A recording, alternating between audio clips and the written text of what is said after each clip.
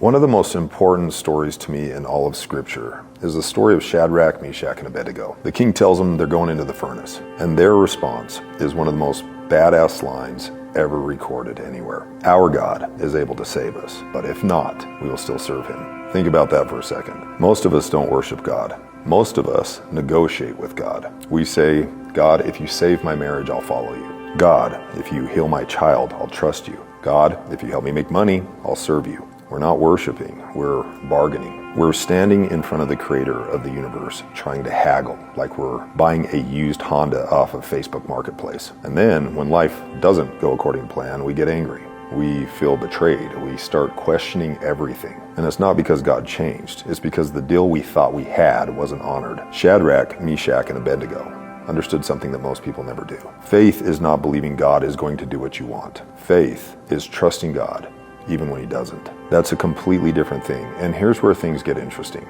I hear people say all the time, God is love. Okay, what does that mean? Seriously, what is love? Not the Hallmark version, not the Instagram quote, and not the Disney version. What is it? Because if we're being honest, most of us take our very tiny understanding of what love is and we project it onto God. And then we say God is love. But what we're really saying, God is my definition of love. And the moment reality doesn't conform to our definition of love, we conclude that God doesn't exist. My wife gets cancer, my business collapses, my child gets sick, someone I love dies. And suddenly we're left saying, well, this doesn't feel like love. But what if the problem isn't God? What if the problem is our definition?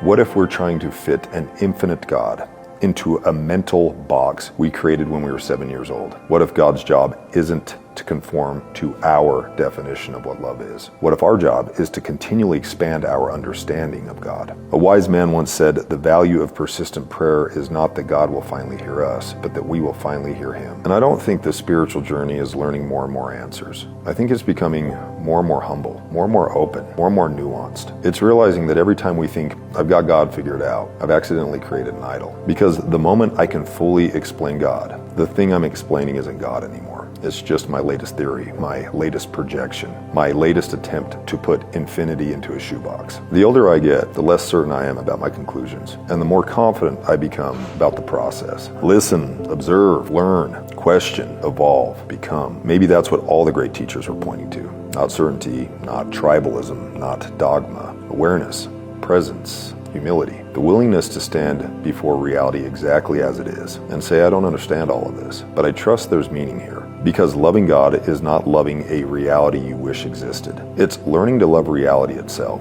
not because it's easy, not because it always feels good. And maybe the greatest form of faith is not saying, God will save me from the fire. Maybe it's standing in front of the furnace and saying, even if he doesn't, I still trust him.